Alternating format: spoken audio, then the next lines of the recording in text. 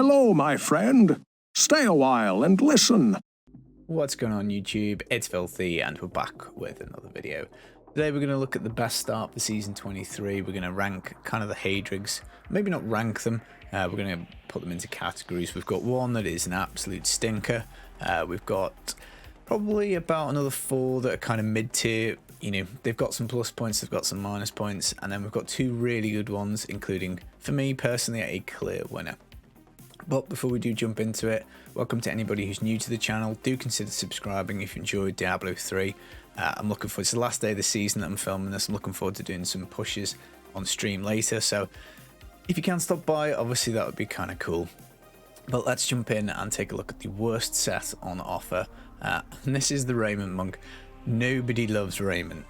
Just cannot be clear. This is such a bad set. 2-piece, we get 25% attack speed and 400% increased damage. Now, that probably sounds a lot better than it is. It doesn't really hit terribly hard. The good point is you can use any spirit generators. There are various things that you can pick to try and make this better.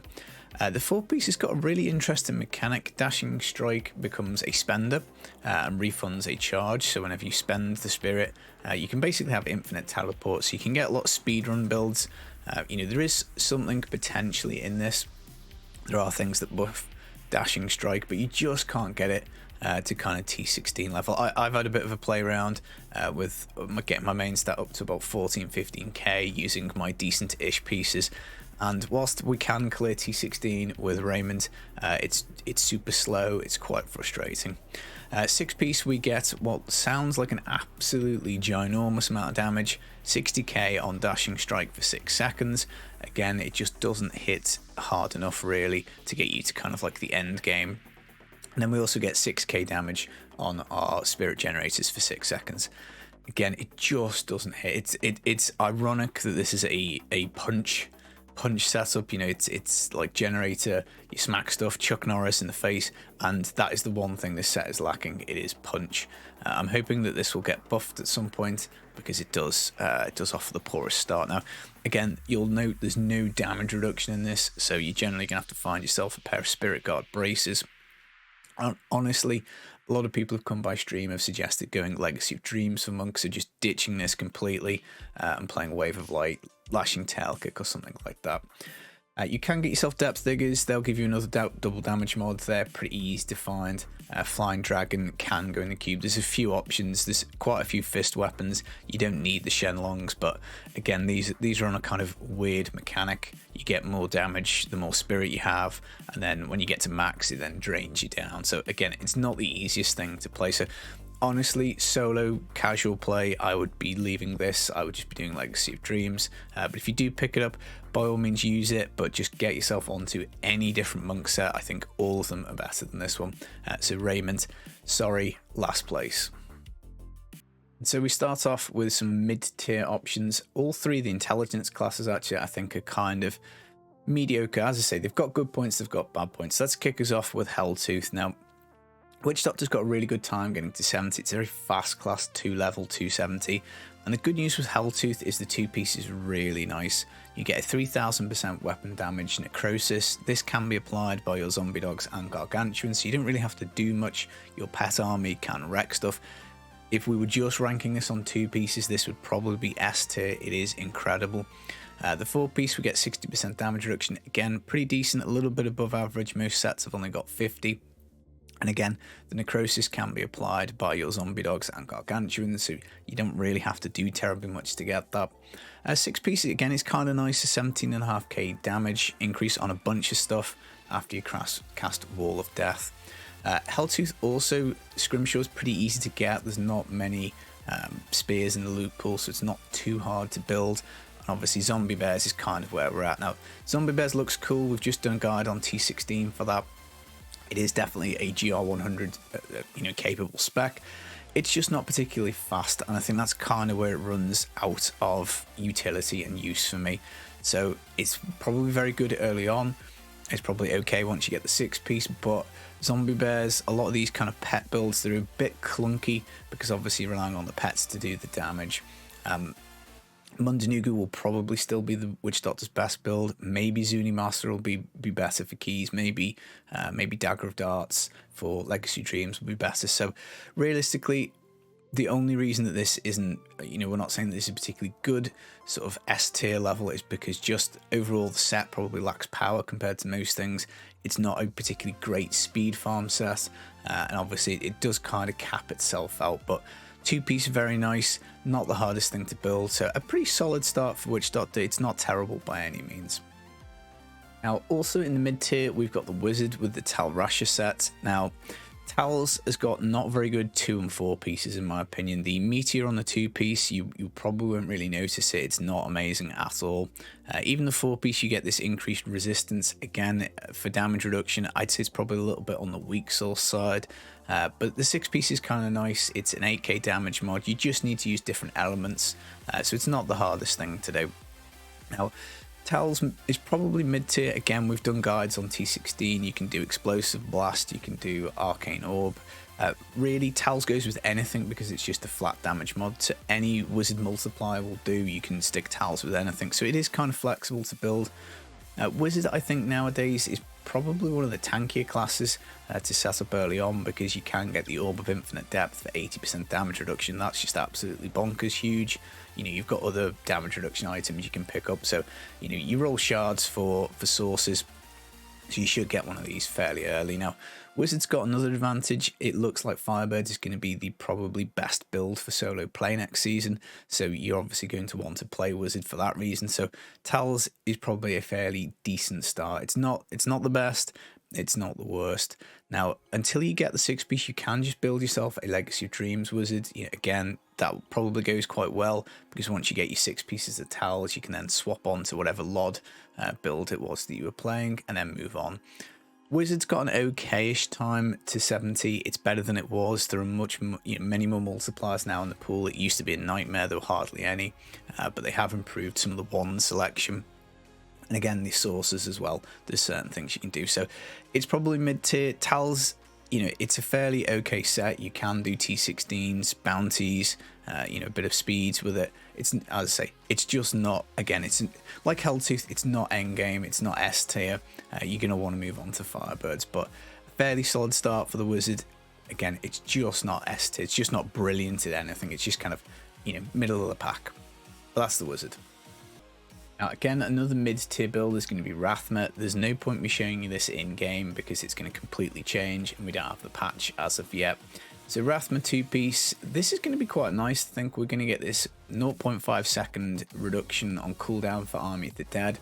Army of the Dead is a big skill, it hits really hard, it's on a huge cooldown. So this is going to help quite a lot. You can stuff yourself full of pets and be able to spam Army of the Dead, hopefully. 4-piece, you're going to get 75% damage reduction, which for the Necro is great. Necro is squishy, so fairly decent 2 and 4-piece.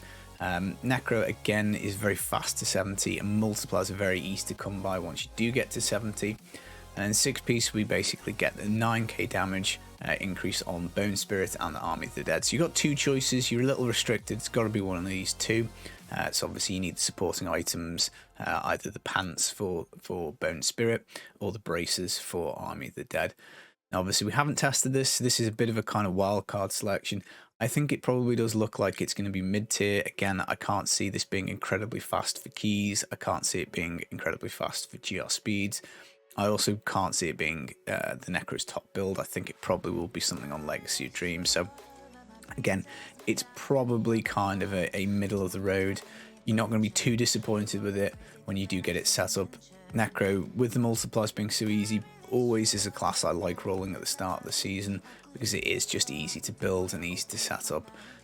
Obviously, once we get through to the patch, it may well be that we test this, and this is actually really nice, and it is a decently hard-hitting set. Maybe we can flatten T16 with it, but at the moment, I just think I probably would put it in the mid-tier, and it just depends as to how it actually plays on live, as to whether we could maybe get it up to challenge those 2 kind of S-tier sets that we're going to get.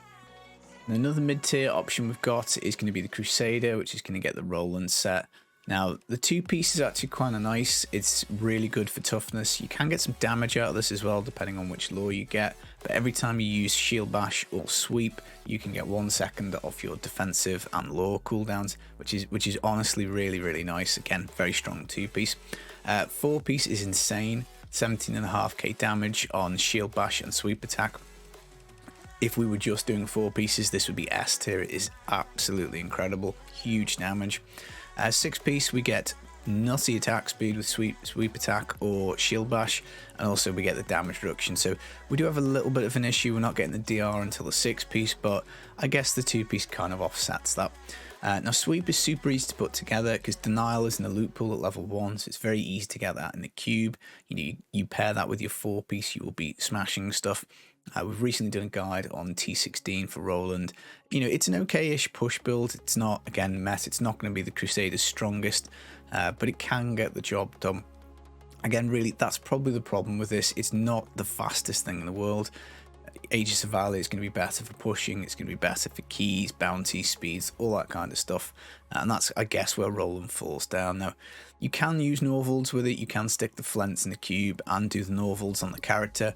Again, kind of later. It really benefits from Crimsons, which again is maybe a little bit of a downside, but I mean, you're going to want to pick a pair up anyway. And yeah, Crusader I think is probably decent up to 70. Again, with the denial, the Guard of Johanna, setting up hammers 1 to 70 as a Crusader is very easy. So yeah, I'd say the plus points to this is it's probably quite strong early on. It's probably quite strong mid game. It's only really the end of things that you're going to kind of really feel that this drops off. But obviously, again, it's why it's not S tier. But it's still pretty decent. It's a lot more fun, I think, than you might expect. It's nice to swing your two-handed flail insanely fast.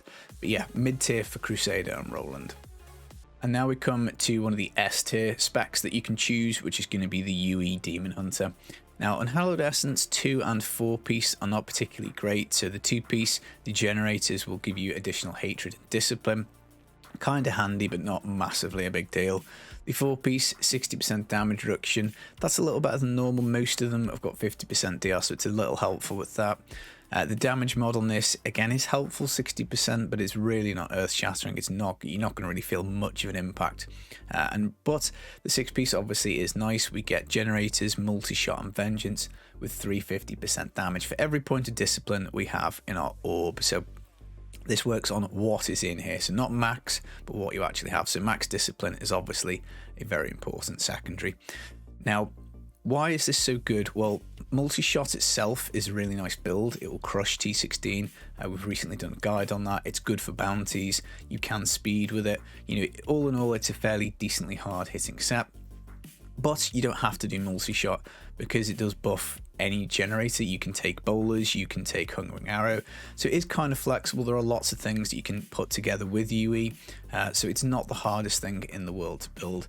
Demon Hunter also has a very easy time of damage reduction. You can make a level 1 character and get yourself a Raps of Clarity. So again, all in all, I think Demon Hunter is probably a pretty good choice. It's like, this isn't a meta set for the Demon Hunter, but it is pretty good. That's why it doesn't quite win out, just because it's not an endgame set. But it as I say, it's very good. You'll have a lot of fun playing multi-shot if you do pick this. And finally, we get to the winner, the S tier suit, which is going to be Whirlwind. Now, Barb, again, it's got really easy time 1 to 70. There's lots of multipliers in the pool.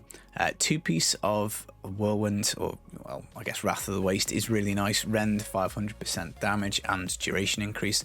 Picking up damage on the 2-piece is pretty good. 4-piece, we get damage reduction. We also apply Rend, deals triple damage. So again, we get damage on the 4-piece, which is really nice. And then 6-piece, we can do Whirlwind or we can do Rend. Both again get the damage increase. You only really need an Ambo's Pride and a Lamentation. They're the 2 main items. There's not that many one-handed mighty weapons in the pool, so very easy to set that up. And you can always roll shards on your belt. So Whirlwind comes together, I think, fairly fast. Barb always has a massive advantage early on in the season because you can make a level 1 character, come back and get an 80% damage reduction by rolling shards at a band of might and put it in the cube. Again, super easy. Now, Whirlwind is the Barb's meta set. It is the best at farming keys, the best at bounties, Speed farming is great, it's the best push build, it is literally the strongest build the Barb has access to, and it's probably one of the top builds in the game. So I'd say this is why it probably for me beats out the Unhallowed Essence Demon Hunter, because at the end of the day this is end game set, this is where you want to be, and to get it for free I just think it is too, if you're solo casual, it is very hard to turn this down. It is almost too good. Now, what class would I personally play as a solo player? I probably would go Demon Hunter. I think I'd do UE and then I'd swap on to the Gears of Dreadlands, because I just think that's going to be the fastest way to get progress, because you'll be able to do high level rifts just insanely fast with the Gears of Dreadland.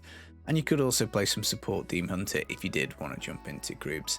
Now obviously Barb is amazing for grouping, so if you're going to jump into something like metas or any kind of speed comp, Barb, XP Barb is amazing. Necro again also offers an advantage. You can do rat runs, you can do Xenac. Really it's only Wizard, Crusader and Witch Doctor where I think that, you know, it's much more likely you'll roll those as a solo character. If you're interested in grouping, those three I probably would stay away from for the opening week of the season, just because you're going to find it harder to get into groups. But that is it. I think the best Haedrig on offer is the Wrath of the Waste. I think UE is number 2. Then I think we've got a load of mid-tier options, with the exception of Raiment, which I would not touch with Barge Pole, but that's just me. So let me know what you think, what class you're planning on starting season 23 for. We've got only a few days left, super excited. I'm going to go and set up my stream for doing some pushing. Hope to see you there.